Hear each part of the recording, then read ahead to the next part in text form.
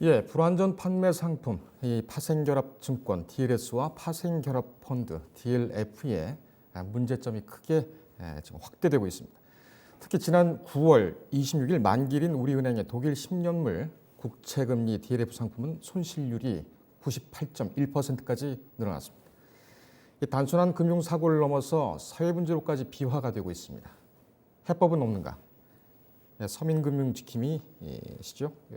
서민금융연구원장과 한국 FPSB 부회장을 맡고 계신 조성목 원장과 함께 머니클리닉 시작하도록 하겠습니다. 어서 오십시오. 네, 안녕하십니까? 네. DLS, DLF 사태가 글쎄요 계속 좀 번지는군요. 일단 이것에 대한 근본적인 대책, 입법으로 해결하는 방법밖에 없겠는데 이 관련법이 지금 국회에서 진행되고 있습니까? 지금 그 2008년 이제 키코 사태가 터지고 또 글로벌 금융 위기가 또 오지 않습니까? 예. 그러고 나서 이제 2010년 6월에 사실은 이제 법 개정 방향이 제시가 되고요. 지금 이제 9년 됐는데 9년 동안에 이제 그 총 14개 법률안이 제출이 됐었습니다. 예. 됐는데 9개는 결국은 이제 그 기한 만료로 폐기가 됐고 지금 현재 이제 정부안을 포함해 5개 법률안이 계류되어 있는 그런 상황입니다. 예. 지금 최초에 입안된 것이 2008년, 그럼 11년 전입니다. 11년 전에 법안 입안은 2011년에 처음 제출했고요. 예. 이게 지금 9년째. 2011년입니까? 예. 그럼 이제 9년 차가 되는군요. 네, 그렇습니다. 근데 이게 왜 해결이 안 되고 있는 걸까요? 이미 이 법안이 그 발의가 돼서 절차를 밟게 됐다면은 상당히 그 문제가 있었다는 것이 반증이 되는 것인데 이 법안이 왜 통과가 안 됩니까? 일각에서는 은행들의 로비가 있어서 그렇다. 이런 얘기도 있는데요. 어떻게 보십니까?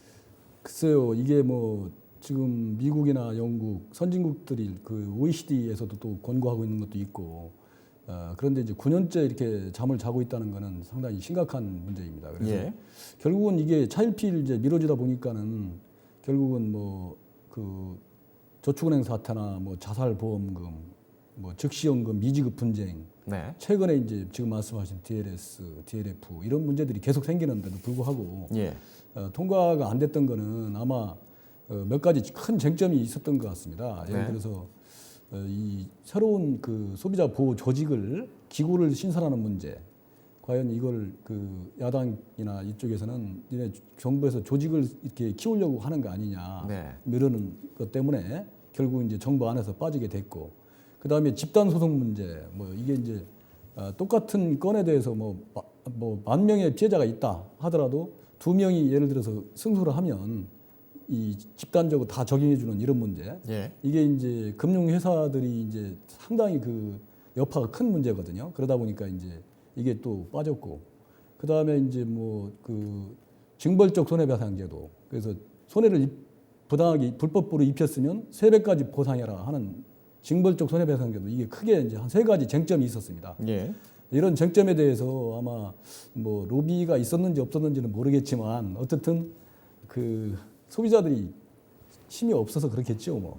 그런데 그렇군요. 결국은 이게 지금 그 금융 위기설까지 지금 나돌고 있는 판국에 이 법이 통과가 안 된다면 예. 엄청나게 많은 피해자들을 양산을 할 것입니다. 예. 그래서 이번에 그 소개를 드리겠지만 법안에 제출되어 있는 법만 통과가 되더라도 소비자 피해를 상당히 예방할 수도 있고 구제도 쉽게 할 수 있게끔 예. 이렇게 돼 있거든요. 예.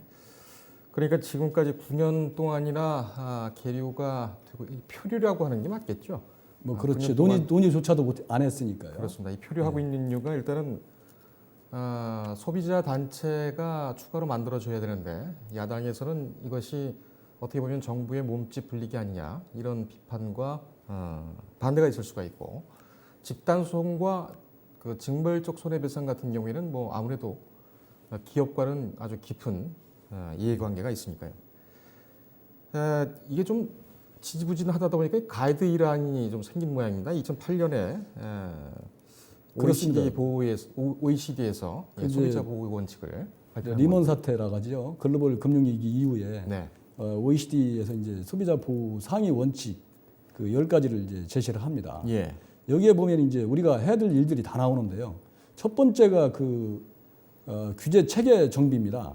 규제 체계 정비라는 건 이제 새로운 법률을 만들어야 된다는 얘기거든요. 예. 근데 우리는 이제 한 발짝도 못 나가고 있고, 그다음에 이제 감독 기구의 역할 강화. 그래서 이제 소비자 보호를 전담할 수 있는 기구. 예를 들어서 이 금융감독원에서 지금 하고는 있습니다만, 금융감독 건전성 감독하고 소비자 보호는 어떻게 보면 좀 상충되는 그런 그 관계에 있을 수가 있거든요. 예. 그래서 건전성을 막 높이다 보면 소비자 보호가 좀 소홀할 수가 있고, 그래서 별도의 조직을 만들어야 된다. 이게 이제 두 번째 공고 사항이고, 세 번째 이제 소비자에 대해서 공평하고 공정한 대우를 해라. 그다음에 이제 가장 중요한 그 공시의 투명성, 예. 상품에 대한 공시를 제대로 해라. 이런 거. 그다음에 이제 금융 교육 인식의 개선, 그다음에 이제 그 중개인 그 영업행위에 대한 규제 강화, 그다음에 금융 소비자의 자산이라든가 개인 정보를 잘 보호해라. 그리고 이제 민원 해결 등 소비자의 피해 구제 강화. 그리고 가장 중요한 그 기업 간에 소비자 보호를 누가 잘하나 이걸 경쟁을 시켜라. 예. 이렇게 해서 10가지를 가이드라인을 제시를 한 바가 있습니다. 예. 그렇다면은 이게 지금 말씀하신 것처럼 그 금융소비자보호법 네. 이것이 제정될 경우에 다 포함이 되어야 하는 그런 이제 가이드라인인데, 외국 같은 경우는 지금 이런 가이드라인을 준수해서 만들어진 법 시행되고 있는 국가들이 있습니까? 예, 지금 미국 같은 경우는 2010년도에 뭐 도트 프랭크 월스트리트 개혁 및 소비자 보호법이라 해가지고 법률을 만들어가지고 예. 별도 조직을 신설해서 감독을 하고 있고요. 영국 같은 경우는 2012년도에 이제 금융 서비스법을 제정해가지고요. 예. 여기에서 이제 독립적으로 소비자 보호 기능을 할 수 있도록 조직을 개편을 하고요. 그 다음에 분쟁 해결을 위해서는 이제 금융 옴부즈만 제도를 도입해서 옴부즈만들이 민원을 해결하는 예. 이런 제도를 정착을 시켰죠. 그렇군요. 지금 법안이 올라가 있다고 아까 뭐 표류를 하고 있다고 말씀을 했었는데, 그 지금 계류가 되고 있는 법안은 하나뿐입니까? 국회의원들이 발의한 4개가 있고요. 네. 그걸 종합해서 이제 정부안으로 하나가 있고 정부로 5개가 총 있습니다. 5개입니까? 네, 그렇습니다. 그러면 그 중에 어느 것도 그 소관 소위라든지 여기를 거치지는 못했나요? 못했습니다. 그 9월 달에 또 한 번 이제 올라갔다가 21번, 24번 뭐 이 사이에 그 법안들이 있다 보니까 예. 논의조차도 못하고 끝난 상태입니다. 그 소관 상임위원회가 어디? 정무위원입니다. 정무위원회. 예. 무엇들 하고 있는지 모르겠습니다. 이게 지금 이제 선거도 있고 한데 또 이제 이게 20대 국회가 얼마 안 남았지 않습니까? 예. 그런데 이게 빨리 통과되지 않으면 엄청난 피해자가 양산됩니다. 예. 반드시 통과돼야 될 법입니다. 예. 우리 원장님께서는 뭐 사석에서 뵙더라도 이런 내용을 계속 이제 강조를 하셔왔죠. 일단 이 국회 계류 중인 법안들 5개 법안들 중 뭐 주요 내용이란 것은 어떤 것이 있을까요? 우선 그겁니다. 이제 그 금융 상품을 갖다가 속성별로 나눠봅니다.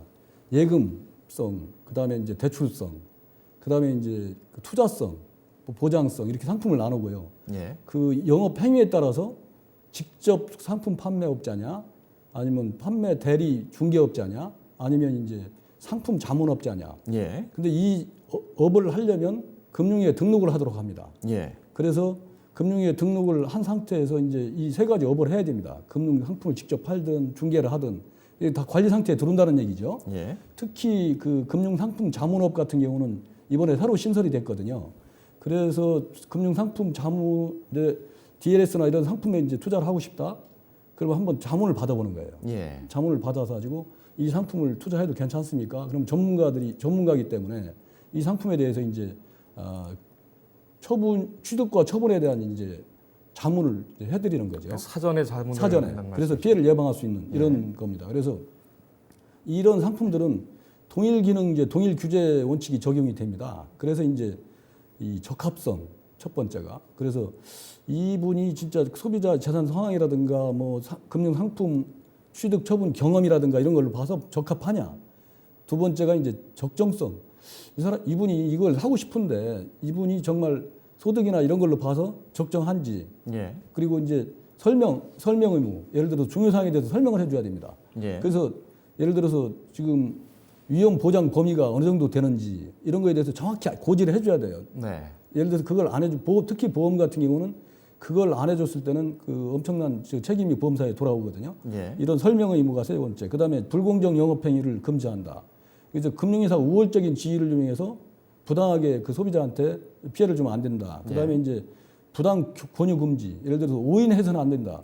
예를 들어서 뭐 원금 손실도 날 수 있는데 그런 얘기는 하나도 안 하고 예를 들어서 이익만 나는 것처럼 막 과장한다든가 이런 거. 예. 그다음에 광고 규제가 들어가는데 이거는 이제 광고할 때 필수적으로 이제 포함해야 될 내용과 하지 말아야 될 내용을 이제 정하고 있습니다. 이 법에서. 네. 이렇게 정하고 있고 지금 금융위 같은 경우는 특히 이제 이게 금융 소비자 정책 위원회를 설치하고 또 이제 금융 교육이 또 중요하니까 금융 교육 협의도 설치하고 해서 이 시스템적으로 이렇게 하려고 하고 있고요. 사후적으로는 이 중요한 게 있습니다. 금융 분쟁 조정이 신청된 사안에 대해서 소송을 지금 하고 있단 말입니다. 예. 그럼 그 소송을 중지를 하고 금융 분쟁 조정을 우선 할 수 있게끔 이렇게 하고도 있고 그다음에는 지금은 이제 금융 그 분쟁 조정을 거치고 있는데 예를 들어서 금융사에서 소송을 제기해 버리잖아요. 예. 그러면 분쟁 조정을 못 하게 돼 있어요. 예. 근데 이거를 앞으로 이 법이 통과가 되면 소송을 2천만 원 이하 소송건에 대해서는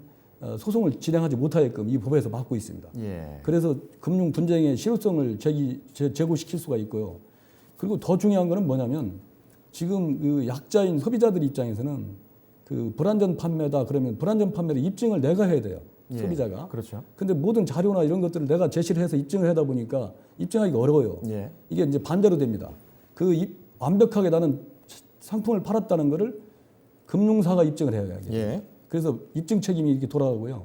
그리고 이제 그 예를 들어서 대출 중개를 하는 업체가 예를 들어서 뭐 피해를 입혔다. 아니면 보험 중개하는 보험 대리인이 손해를 입혔다. 그랬을 때는 그 보험 상품 직접 판매인이 있지 않습니까?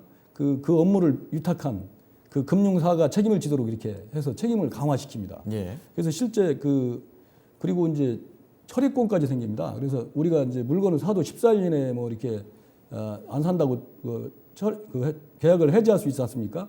이런 상품들 같은 거, 대출 상품 같은 경우도 내가 이 대출이 싼 줄 알고 대출을 신청했는데 나중에 보니까 아니에요. 그러면 이제 14일 이내에 뭐 등 시행령이 정해지겠지만 일정 기간 이내에 처리할 수도 있게 만들어주고요. 예. 그래서 그리고 이제 그 과징금을 또 부과할 수도 있습니다. 지금은 없었는데 앞으로는 이제 이게 법이 통과가 되면 제재 실효성을 제기하기 위해서 금융사가 이득을 취한 그 금액의 50%까지 과징금을 금감원에서 부과할 수 있도록 이렇게 돼 있습니다. 예.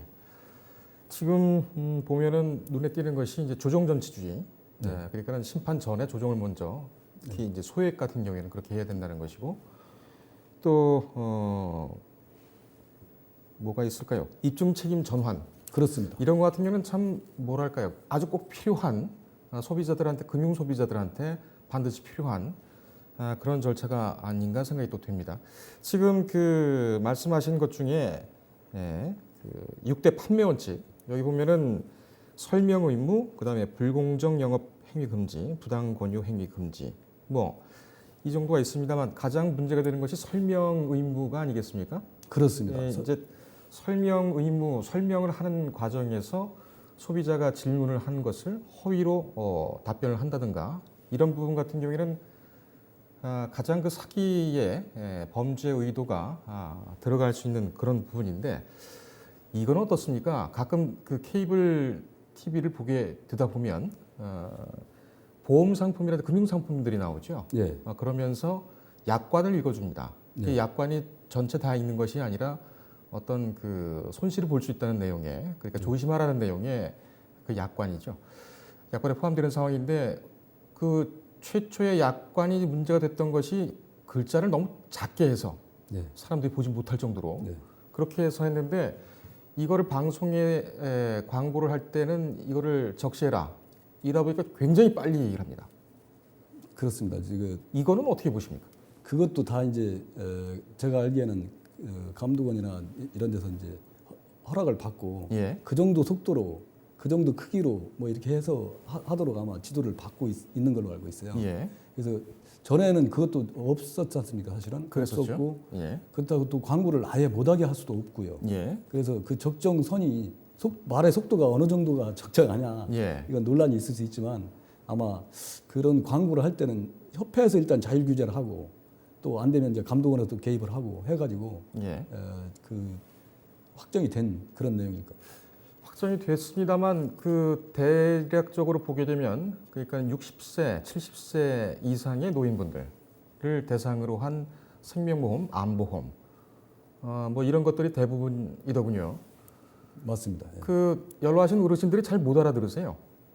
근데 이제 어차피 계약을 할 때 이제 그거는 이제 광고이고 사실은 계약할 때 다시 이제 중요 사항을 설명을 하고 뭐 이렇게 해야 되거든요. 예. 사실은 그게 어떻게 보면 큰 해지 사유가 돼 버립니다. 네. 그런 것들이. 그런데 아까 말씀하신 것 중에 허위로 알리면 사기까지 될 수 있지만 예. 중요 사항은 안 알려버리는 거예요. 예를 들어서 아예 고지를 하지 않는다. 살짝 그냥 넘어가는 거죠. 예.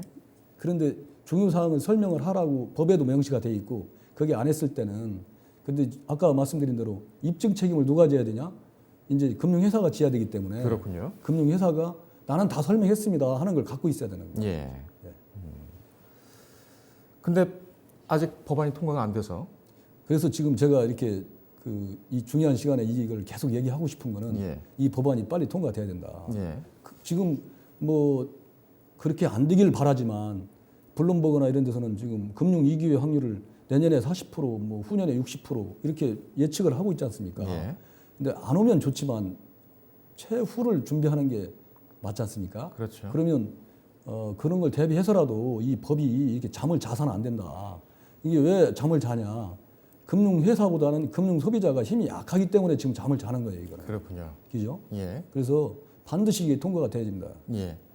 당초에는 징벌적 손해배상 제도 그리고 집단소송 제도, 별도의 소비자 보호기구 설치, 소비자 보호기구 신설 이 부분은 모르겠습니다만 집단소송과 징벌적 손해배상 제도 같은 경우에는 역대 정부가 계속 강조를 해왔던 것이고 취임 이후에 첫 법무부 업무 보고에서도 단골로 얘기가 나왔던 겁니다. 징분제징고도 마찬가지고요. 그래서 금융위에서도 이걸 이제 다 같이 넣어서 이제 통과를 시키려고 백방으로 노력을 하고 네. 있었습니다만 그걸 통과시키려고 보면 법 자체가 지금 입법이 안 되게 생겼습니다. 예. 그러니까 우선은 법을 일단 배를 띄워놓고 거기에다가 나중에 이제 이런 조항들을 같이 들어갈 수 있게끔 예. 해야 되지 않느냐 예. 이런 생각이지요. 집단소송제도 같은 경우에는 증권과 관련해서는 일부 허용이 되긴 합니다. 제한적이긴 하지만 그렇습니다. 예. 이거를 좀 확대를 하거나 아니면은 준용을 해서 이 제도를 도입할 수가 있지 않을까? 그렇게 맞습니다. 어렵지 않은 일이 아닌가 이렇게 생각이 드는데 어떻게 생각하십니까? 저도 그렇게 생각합니다. 이게 이제 그 동일 유형의 같은 그 사고라면은 사실 서민들한테 소송하라면 이건 큰 짐입니다, 사실은. 예. 소송해 보셨습니까? 아니요. 할 일이 없어야 되고요. 예. 근데 사실 서민들한테 소송으로 해서 찾아가시고 그런 건 엄청난 지금 먹고 살기도 힘든데요. 그래서 그런 것들은 물론 제한적인 그런 동일 유형 같은 수법 뭐 이런 거라면 적용을 해주는 게 맞지요. 예. 혹시 금융감독원이나 금융위원회, 그러니까 그 정부가 관리하고 있는 금융당국에서 지금 말씀하신 것처럼 소액 소비자들, 소액 피해 소비자들이라든지 그렇지만은 굉장히 많은 양의 피해가 있는 그런 부분에 대해서 대리 소송을 제기해주는 그런 제도는 없습니까? 이제 그 어려운 분들한테 그 금감원에서 일부 제한적으로 일단 분쟁 조정을 신청했는데 예. 결정을 해줬는데 화의와 같은 효력이 있다 보니 예. 예를 들어서 금융사가 수용을 않는다. 그럴 경우에는 소송을 대리해서 비용을 지급하고 소송을 대리해서 하기도 합니다. 예. 그 제가 말씀을 드린 것은 이런 쪽으로 좀 그 연구가 됐으면 하는 부분인데, 그 지금 뭐 DLS, DLF 그리고 뭐 키코도 과거에 있었고, 힘없는 소비자들이 굉장히 피해를 많이 보는 그 금융사고가 많이 일어나지 않습니까? 앞으로 갈수록 예. 지금 전문가들도 알기 어려운 그런 파생 상품들이 많이 나오기 예. 때문에 그 전문가들도 알기 어렵고 피해 소비자들도 알기 어렵고 뭐 사회적으로 굉장히 또 어려운 문제고 제가 그 키코 과거에 취재를 했을 때에 그 키코 당사자를 모으는데도 상당한 시간이 걸렸다고 하더군요. 근데 그런 피해에 대한 신고, 민원 이런 것을 뭐 금융감독원이나 여기서 다 취합하지를 않나요? 다 하고 있죠. 이제 분쟁 조정 신청이 다 이제 들어오면 예. 같은 유형이기 때문에 다 묶어서 같이 이제 분쟁 조정을 하고 있는데 예. 사실 일반인들이 잘 몰라요. 이게 소송으로 가면 변호사도 하고 돈이 들지만 예. 분쟁 조정 신청은 사실은 재판과 같은 비슷한 효력이 있으면서도 돈이 안 들거든요. 예. 그렇기 때문에 억울한 일이 생겼을 때는 분쟁 조정을 신청하면 되는데 뭐 100건이다 그러면 100명이 다 신청하는 게 아니고 아는 사람만 몇 명이 신청하는 정도. 예. 그 정도이기 때문에 그걸 또 찾을 수가 없습니다. 예. 그죠? 불안전 판매를 누가 당했는지 본인이 신고 안 하면 알 수가 없기 예. 때문에. 그 집단 소송으로 뭐 물론 이제 조정 전치주의이긴 하지만 이 조정이라도 좀 먼저 일괄적으로 이렇게 시도가 된다면 집단 소송의 입법이 어차피 불가능하다면야 그렇게 가는 것도 돌아가는 것도 방법이 아닐까 이런 좀 즉흥적인 그 의문 때문에 좀 여쭤봤습니다. 네, 좋은 아이디어십니다. 예, 그렇다면은 지금 그 금융 소비자 보호법 이거 통과되겠습니까? 저는 우리 대부업 등록에 관한 법률 예, 2001년도에 그 발의시켜놓고 한 1년 동안 잠을 잤습니다. 네, 근데 그때 사실은 제가 그걸 통과시키기 위해서 언론에 모든 언론에 계속 홍보를 했어요. 정말 그 적나라한 피해 사례들을 국민이 움직여야 됩니다. 이거는 여론이 움직이고 국민이 움직여야 돼요. 예. 이게 꼭 통과돼야 됩니다 하는 거를 특정인들을 찾아가서 이렇게 노비할 게 아니고 이 국민들이 움직이게끔 만들어야 돼요. 소비자들이 힘없는 소비자들한테 변호사 사서 소송하라고 이렇게 하지 마라. 예, 억울하게 당했을 때 뭐 도덕적 해이를 유발시키자는 건 아니고요. 네, 자기 책임 원칙은 다 하되 억울하게 당했을 때는 보호를 받을 수 있게끔 하기 위해서 이런 법을 빨리 통과시키자는 것은 여론 국민 정서로 움직여야 된다 이렇게 예. 생각을 합니다. 알겠습니다. 제가 좀 과격했나요? 아닙니다. 그렇게 해야지만 뭐 되는 세상이지 대법법도 않겠습니까? 1년 동안 그렇게 하다가 결국은 통과됐거든요. 네. 이해와 어떤 협상, 타협이 없는 그런 시대인 것 같아서 불과 얼마 남지 않은 20대 국회 어떻게 처리를 할 것인가 결론을 예상을 해볼수록 좀 씁쓸하다는 그런 생각이 드네요. 그래서 지금 일각에서는 지금 이걸 반대하는 의원들을 공개하자 이런 여론도 지금 나오고 있고요. 예. 사실은 반대할 명분이 사실 별로 없거든요. 소비자를 잘 보호하자는 데 있어서. 예. 그럼 사실 지금은 이제 소비자 단체들이 움직이기 시작했습니다. 그래서 이거는 빨리 통과가 됐으면 좋겠습니다. 알겠습니다. 저희 뉴스 리듬 팀에서도 자세하게 지켜보고 있겠습니다. 많이 도와주십시오. 감사합니다. 네, 감사합니다.